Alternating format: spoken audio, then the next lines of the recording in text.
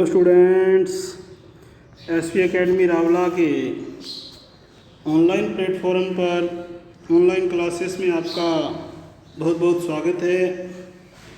जैसा कि हम पढ़ रहे थे कक्षा 12 में इतिहास विषय का लेसन नंबर 2 भारतीय इतिहास के स्वर्णिम पृष्ठ, उसके अंदर हम पढ़ रहे थे मौर्य प्रशासन। और मौर्य प्रशासन में किस प्रकार का जो शासन था, केंद्रीय प्रशासन था, उसमें कौन कौन से थे, राजा था, मंत्री परिषद, अधिकारी, उसका नगर प्रबंध कैसा था, सेना, गुप्तचर व्यवस्था, न्याय, राजस्व प्रशासन, जनोपयोगी कार्य, जनपद और ग्रामीण। जनपद और ग्रामीण को हमने पढ़ लिया था और अब आगे हम पढ़ेंगे अशोक के प्रशासनिक सुधार, यानी कि अशोक ने अपने प्रशासन में, अपने शासन में किस प्रकार के सुधार किए, किस प्रकार की नीतियों को उसने अपनाया, किस प्रकार जनता को प्रसन्न रखने की उसने कोशिश की, तो उसका वर्णन है। अशोक ने चंद्रगुप्त मौर्य की प्रशासनिक व्यवस्था का अनुसरण किया। अशोक ने चंद्रगुप्त मौर्य की प्रशासनिक व्यवस्था का अनुसरण किया, यद्यपि उसने अपनी नीतियों एवं उद्देश्यों के क्रियान्वयन का मतलब होता है किसी चीज़ को लागू करना, क्रियान्वित करना किसी की दृष्टि से कुछ महत्वपूर्ण परिवर्तन व सुधार भी किए। अशोक ने प्रजा को अपनी संतान बताया व राजा के कर्तव्य के रूप में सर्वलोकहित और पराक्रम को रखा, जिसका उल्लेख उसके चौथे स्तंभ लेख एवं कलिंग पृथक लेख में मिलता है। राजयुक्त एवं प्रादेशिक आदि अधिकारियों की नियुक्ति जो न्याय, भूमि व लेखा संबंधी थे। 13वें वर्ष में अशोक ने धम्म महापात्र पद का सृजन किया, जिनका कार्य विभिन्न संप्रदायों में सामंजस्य का मतलब होता है तालमेल बिठाना, आपसी। अकारण दंडितों के परिवार को सहायता प्रदान करना था। अकारण यानी कि बिना किसी कारण के किसी परिवार को अगर कोई दंड मिला तो उन परिवारों की सहायता करना। अशोक ने ऐसी व्यवस्था की जिसमें हर समय, हर जगह राजा के पास जनता के सुख दुख एवं समस्याओं की खबर पहुँचे।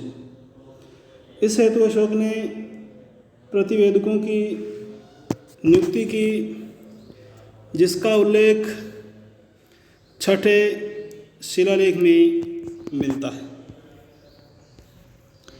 आगे है न्यायिक व्यवस्था में, यानी कि जो न्याय की व्यवस्था थी उसमें एक रूपता लाने के लिए, यानी कि एक रूपता, सभी के साथ समान रूप से न्याय की व्यवस्था लागू हो, ऊंच नीच, अमीर गरीब का किसी प्रकार का कोई भेदभाव नहीं हो। तो न्यायिक व्यवस्था में एकरूपता लाने के लिए 26वें वर्ष में राजूकों को न्याय संबंधी मामलों में स्वतंत्र अधिकार प्रदान किए, जिसका उल्लेख चौथे स्तंभ लेख में मिलता है। अशोक ने दंड विधान को उदार बनाया, थोड़ा लचीला बनाया एवं अमानवीय यातनाओं को बंद कर दिया। जो अमानवीय यातनाएं दी जाती थी उनको क्या कर दिया, बंद कर दिया गया।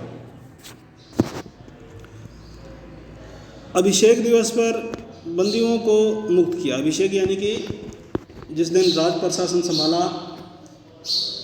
उस दिवस पे, यानी कि सालों के बाद भी अगर उस दिन को मनाया जाता था, जिस दिन उसने राजभार ग्रहण किया था, तो उस दिन बंदियों को वो क्या करता था, मुक्त करता था, जिसका उल्लेख 5वें स्तंभ लेख में मिलता है। मृत्युदंड प्राप्त व्यक्तियों को 3 दिन का समय पश्चाताप हेतु दिया गया, यानी कि किसी ने कोई बुरा आचरण किया है, कोई गलत व्यवहार किया और उसको उसकी एवज में मृत्युदंड मिला, तो उनको 3 दिन का समय मिलता था कि आप पश्चाताप कर लो, अपनी बात पे पछतावा कर लो और उसकी माफ़ी मांग लो, ताकि आपकी जो मृत्युदंड है उसको टाला जा सके, जिसका उल्लेख चौथे स्तंभ लेख में मिलता है। अहिंसापरक सुधारों में अशोक ने युद्ध नीति को त्यागा तथा जहाँ तक संभव हो जीव हिंसा न करने की आज्ञा दी तथा समाजों पर प्रतिबंध लगाया। अशोक ने लोक कल्याणकारी राज्य की अवधारणा को जन्म दिया। लोक कल्याणकारी राज्य यानी कि लोगों के कल्याण के लिए राज्य स्थापित किया तथा प्राणी मात्र के कल्याण के लिए, उसकी भलाई के लिए चिकित्सा, सड़कें, कुएं, वृक्षारोपण आदि कार्यों पे बल दिया, जोर दिया। वह ग्रामीण विकास को प्राथमिकता दी और ज़्यादा से ज़्यादा जो गांव थे उनके विकास को प्राथमिकता दी, महत्व दिया।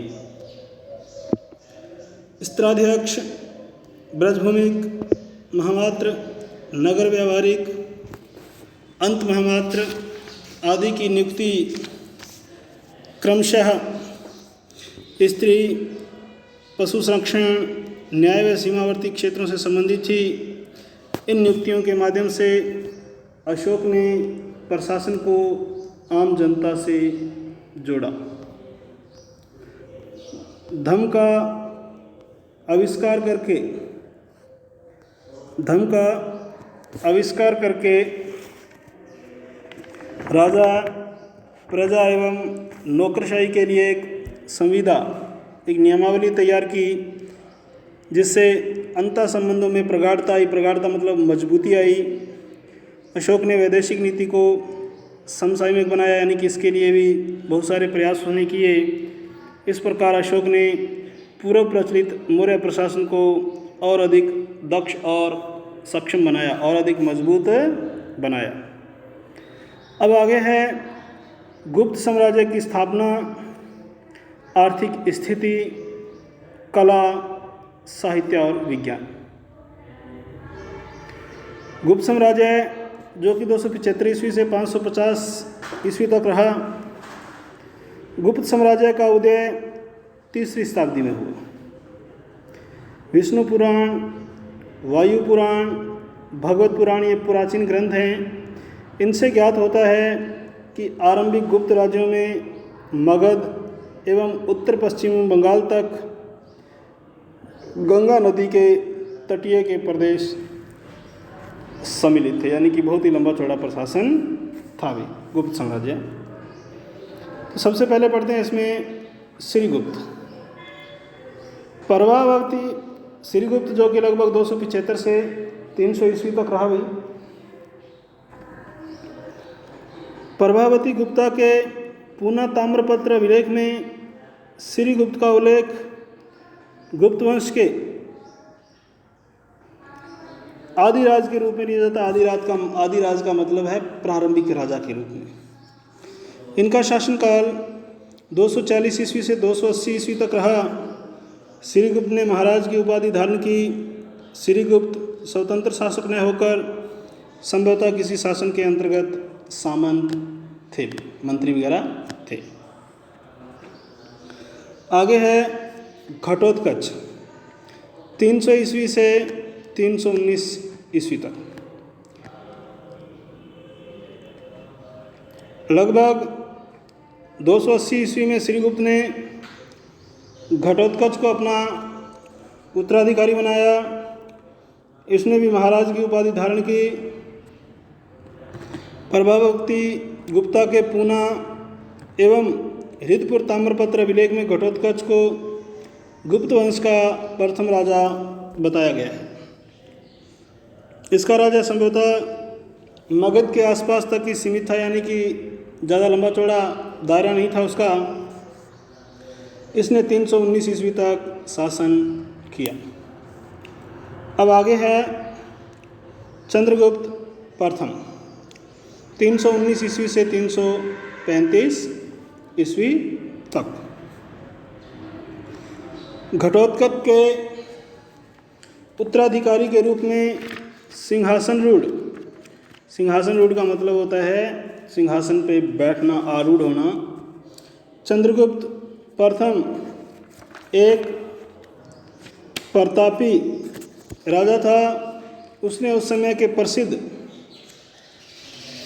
लिच्छवी कुल की कन्या कुमार देवी से विवाह किया। तो ध्यान रखना, घटोत्कच के जो उत्तराधिकारी के रूप में सिंहासन रूढ़ राजा हुआ, चंद्रगुप्त प्रथम एक प्रतापी राजा था। उसने उस समय के प्रसिद्ध लिच्छवी कुल की कन्या कुमार देवी से क्या किया था? विवाह किया था, शादी की थी। इस विवाह के उपरांत गुप्त वंश की प्रसिद्धि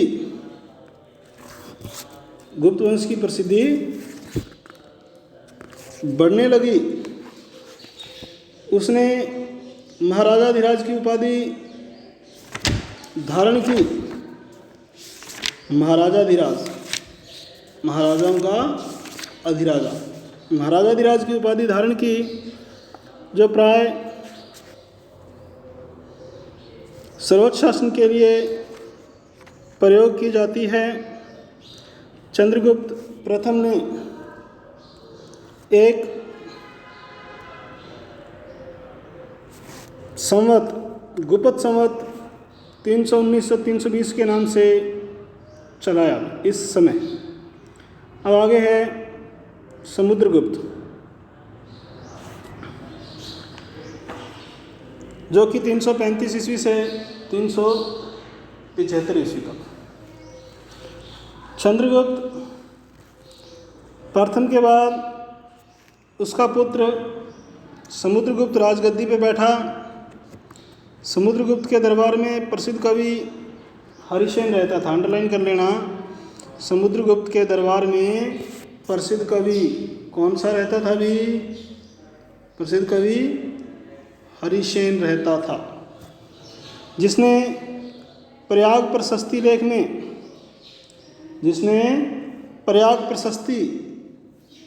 लेख में, समुद्रगुप्त की विजयों के अभियान का उल्लेख किया था। जिस प्रकार समुद्रगुप्त के दरबार में प्रसिद्ध कवि कौन सा रहता था? भी हरिसेन, और जिसने प्रयाग प्रशस्ति लेख की रचना की, और उसके अंदर उसने समुद्रगुप्त के विजय अभियानों का क्या किया? उल्लेख किया, वर्णन किया। यह अभिलेख उसी स्तंभ पे उत्कीर्ण है, उकेरा गया है, जिस पर अशोक का स्तंभ लेख है। इसने अपनी विजयों की उद्घोषणा हेतु अश्वमेध यज्ञ संपन्न करवाया था। समुद्रगुप्त के प्राप्त सिक्कों में कुछ पर अश्वमेध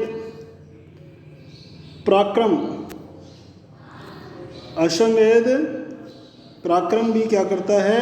लिखा मिलता है। प्रयाग स्तंभ अभिलेख, जो इलाहाबाद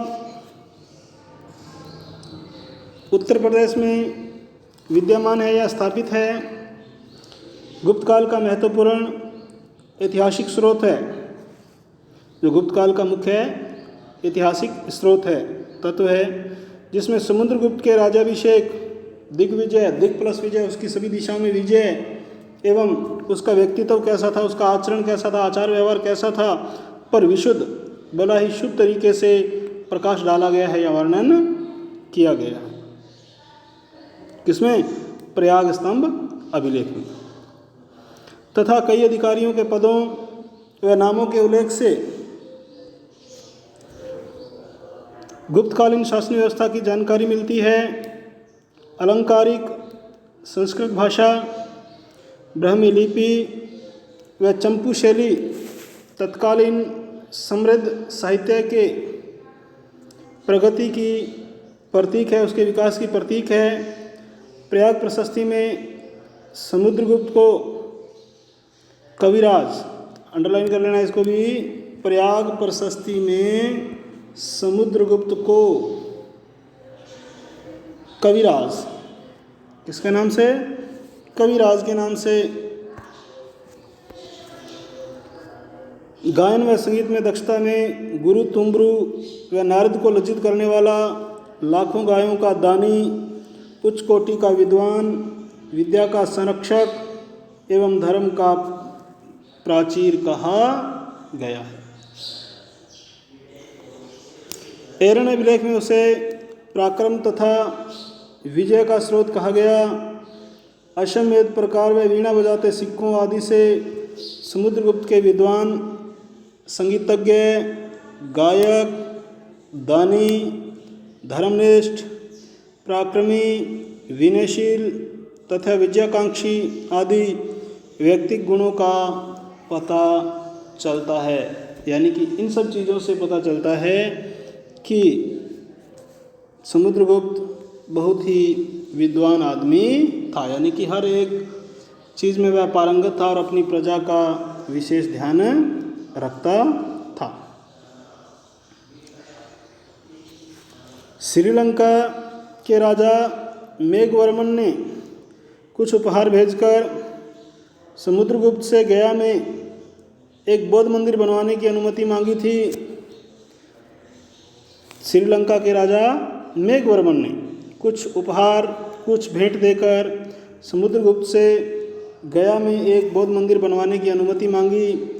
समुद्रगुप्त का साम्राज्य विस्तार में कश्मीर, पश्चिमी पंजाब, पश्चिमी राजपूताना, सिंध और गुजरात के अतिरिक्त शेष सारा भारत सम्मिलित था। समुद्रगुप्त ने भारत में एक नए युग की स्थापना की। वह अखिल भारतीय साम्राज्य के आदर्श से प्रेरित हुआ तथा संपूर्ण भारतवर्ष को राजनीतिक एकता के सूत्र में बांधा, पिरोया। समुद्रगुप्त की विजय। समुद्रगुप्त एक महान शासन, सेनापति, कूटनीतिज्ञ, बहुआयामी प्रतिभा से युक्त यथार्थवादी व्यक्तित्व था।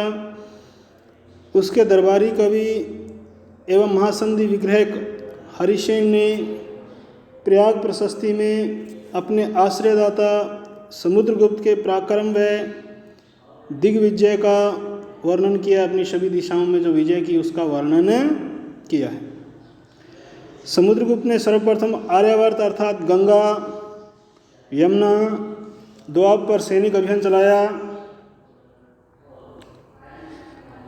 जो 2 चरणों में पूरा हुआ।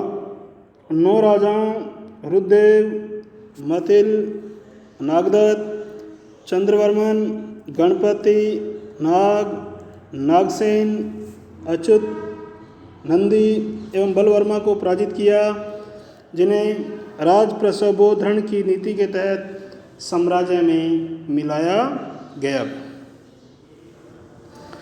समुद्रगुप्त ने दक्षिण के 12 राज्यों कौशल, महाकांतर, कोरल, कोट्टूर, पिष्टपुर, एरणपल्ली, कांची, अवमुक्त, वेंगी, पल्लक, देवराष्ट्र, कुशलथरपुर आदि को पराजित किया, लेकिन उसने उन्हें ग्रहण मोक्षानुग्रह की नीति अर्थात ग्रहण शत्रु पर अधिकार, मोक्ष शत्रु को मुक्त करना एवं अनुग्रह राज्य को लौटाकर के तहत फिर मुक्त कर दिया। वह जानता था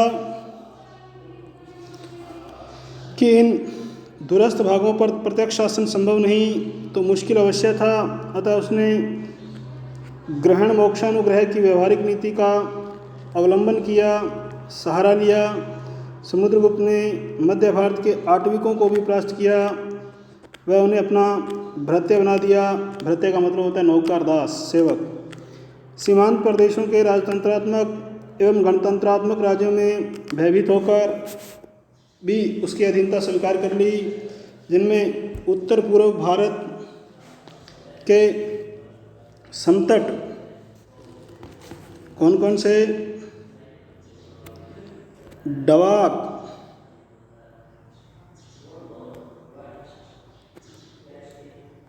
कामरूप, नेपाल, ड्वाक कामरूप, नेपाल, कर्तरीपुर व पश्चिमी भारत के 9 गणतंत्र राज्य आभीर, अर्जुनायन, मालव, योधे, मद्रक, प्रार्जुन, संकानिक, काक व खरपरिक थे। इसके साथ सर्व दानाज्ञाकरण प्राणायाम की नीति का भी अवलंबन लिया, उसने सहारा लिया। देवपुत्र, शाही शानाउनशाही, शकमुरुंड तथा सिंहल आदि विदेशी शासकों ने समुद्रगुप्त से भयभीत होकर उससे मैत्री याचना की, अर्थात उससे मैत्री की, मित्रता की। इसके साथ आत्मनिवेदन, कन्योपायन, गुरुत्मंत कंदित, सवेश्य, भुक्ति, शासन याचना की नीति का भी अनुसरण किया गया है। इस प्रकार समुद्रगुप्त ने भारत के बहुत बड़े भाग को अपने अधीन कर एकता के सूत्र में बांधा और उससे कहीं अधिक भूभाग में उसका लोहा माना जाता था, जो उसके